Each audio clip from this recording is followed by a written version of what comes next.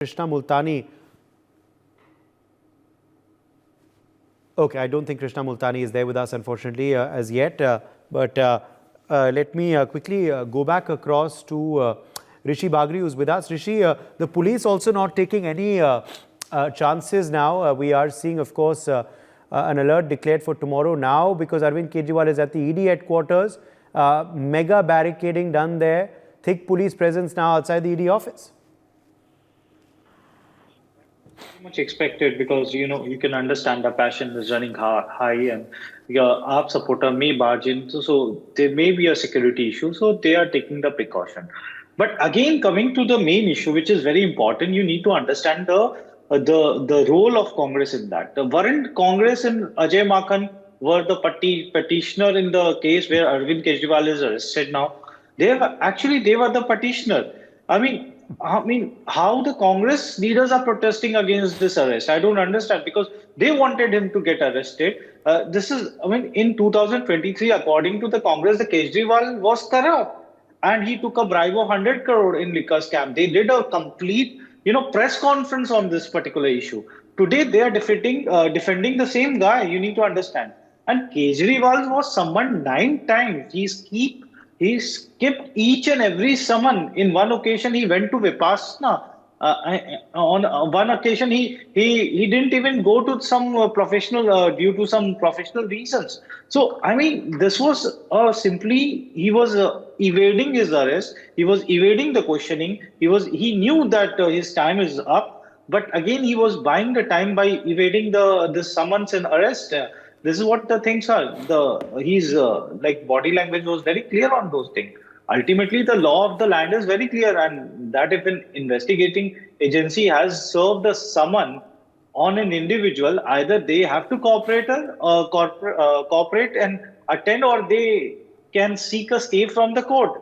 So you need to understand this was to be done, and is being done. This is a rule of law which is happening. Right now, a model code of conduct is in the place. I don't think so. A center can do anything about it. Center can't even direct anyone to do. So this is all our old cases which are actually started by the Congress. They were the petitioner. Now they are saying ki arrest kaise ho gaya?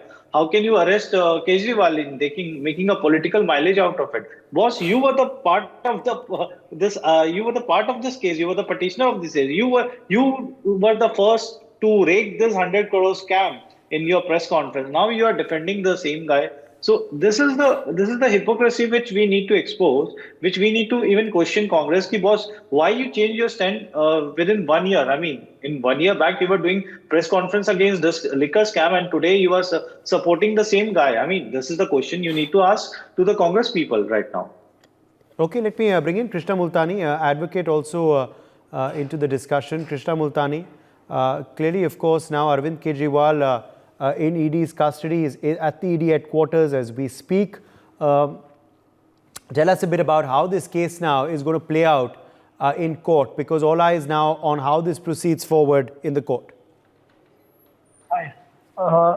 Thank you for having me. So, as it pans out, we see that petitions are being filed before the Supreme Court or the High Court, and they clearly have refused to set up a special bench right now for the hearing, not giving any preferential treatments. And the appropriate procedure would be to, when Mr. Kejriwal is presented before the trial court tomorrow, the application would be moved there, and the High Court or the Supreme Court may refuse to entertain him there. Okay. You believe then it's unlikely that there will be any urgent hearing now tonight? So far, of course, the registry has not informed the legal team of Arvind Kejriwal any time for hearing. So do you believe it's pretty unlikely now, given the fact that they, I think, moved the registrar about 2 hours ago, that it's likely to be listed tonight itself as the AAP wanted? Well, that's right. It seems very unlikely that a special bench will be arranged for taking up this tonight, and if at all anything has to happen, even by the special bench of the Supreme Court, it will be done in the morning. Okay, Ms. Multani, also now, as far as the relief to Arvind Kejriwal is concerned, is that likely only now through a proper bail, a regular bail application before the trial court? That's right. Supreme Court will not circumvent, in fact, any court will not circumvent the procedure, especially for Mr. Kejriwal, and whatever process under law, especially the twin conditions that have been raised multiple times before the Supreme Court and have been upheld. He'll need to face the same rigors of law, and he'll need to make out a ground as to why, how and why has he the twin conditions do not apply. Yeah, and it will be the same procedure for him as well, which he'll need to follow. Do you believe then that, the way the High Court hearing went today was a blow for Arvind Kejriwal? The fact that no relief was given by the Delhi High Court this afternoon? Absolutely. Multiple times when you have not complied with the summons and if you have not appeared before the authorities, they have taken the right route of going to his residence, questioning him for 2 hours, and followed by that the arrest has happened after following all due process of law, and a formal complaint was also filed when he failed to comply with these summons on multiple occasions. If I'm not wrong, about 6 occasions that he failed to appear before the court, before the authorities concerned. So they have followed the due process.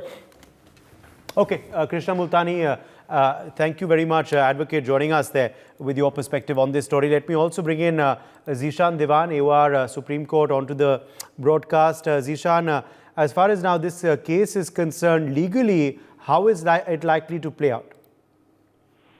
So I had the opportunity to hear Mr. Multani right now, and I quite agree with him.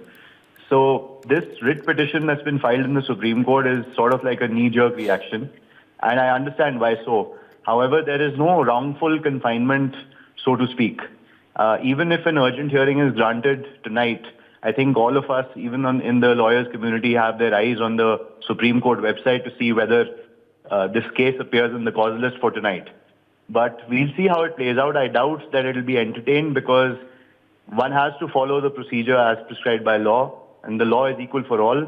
Tomorrow he will be produced before a magistrate where remand will be sought for him. At that moment also his lawyers can argue that he should be released and he should not be kept in custody, or that his arrest is illegal or his arrest is not as per law. However, all of that is an opportunity which will be availed tomorrow.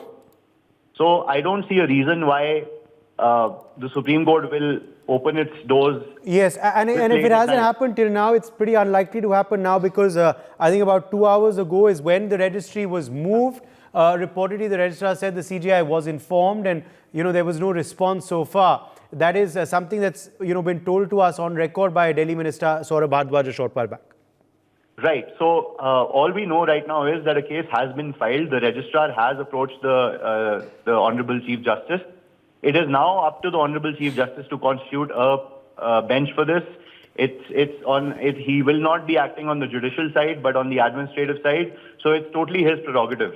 Whether he constitutes a bench tonight or tomorrow morning, or even does not constitute such a bench, given that it's not a hearing of such urgency in his mind. It's totally his prerogative. And such things in the past, the Supreme Court has held time and again that no matter how famous a person is, no matter how big a personality someone is, merely because they are that personality does not mean that they do not follow the rigors of law that are equal for all. And ultimately, we're all held bound by our constitution, which holds us all equal under Article 14. So we'll have to see how this plays out. I doubt that the Supreme Court, even if it does list it, will entertain this. Yes, Zishan, also now, about this particular case now, how serious are these charges, that Arvind Kejriwal will now face? As far as this liquor policy case is concerned, how do you view how it's, progressed with the arrests of course, other leaders of the Aam Aadmi Party who interestingly have not got, regular bail till now, including Manish Sisodia?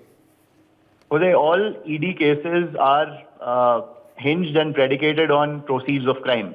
That proceeds of crime is a trail that has to be established after investigation and has to be as per the rigors of the PMLA Act, right?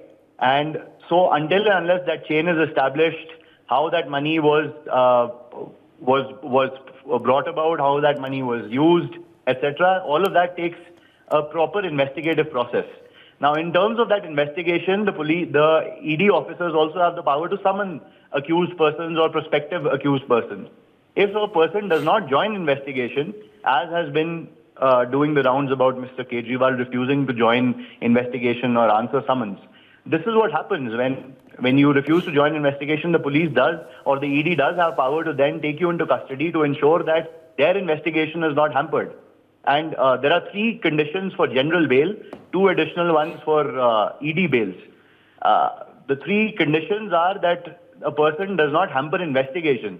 All those 3 conditions revolve around this cardinal principle that the investigative process, which is supreme insofar as criminal law is concerned, is not hampered by a person who is evading the law. So it is too early for me to say anything right now. It is a call that's been taken by the investigative officers, and it will play out as per law.